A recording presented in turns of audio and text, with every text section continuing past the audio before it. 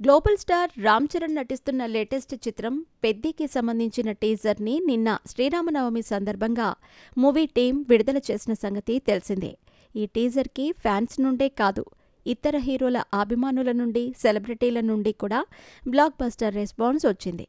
Instagram, Twitter, Facebook ఇలా ఎక్కడ చూసినా ఈ టీజర్ గురించే మాట్లాడుకుంటున్నారు. ఆ రేంజ్లో వైరల్ అయిపోయింది. రామ్ చరణ్ అభిమానులైతే గేమ్ చేంజర్ చిత్రం చేసిన గాయం నుండి ఈ టీజర్ని చూసిన వెంటనే కోలుకున్నారు.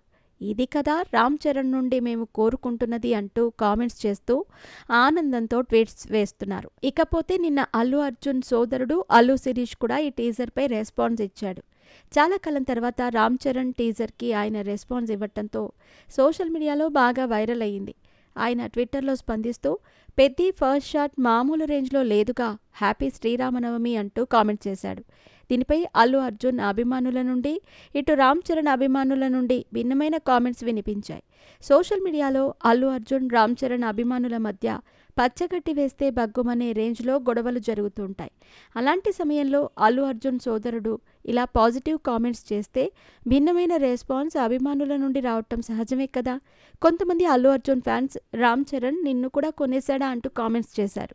మరికొంతమంది అల్లు అర్జున్ అభిమానులైతే మీ సినిమాలకు సంబంధించిన టీజర్, ట్రైలర్ విడుదలైనప్పుడు రామ్ చరణ్ ఎలాంటి రియాక్షన్ ఇవ్వలేదు కదా, మీకెందుకు ఇవ్వాల్సిన అవసరం అంటూ కామెంట్స్ చేశారు.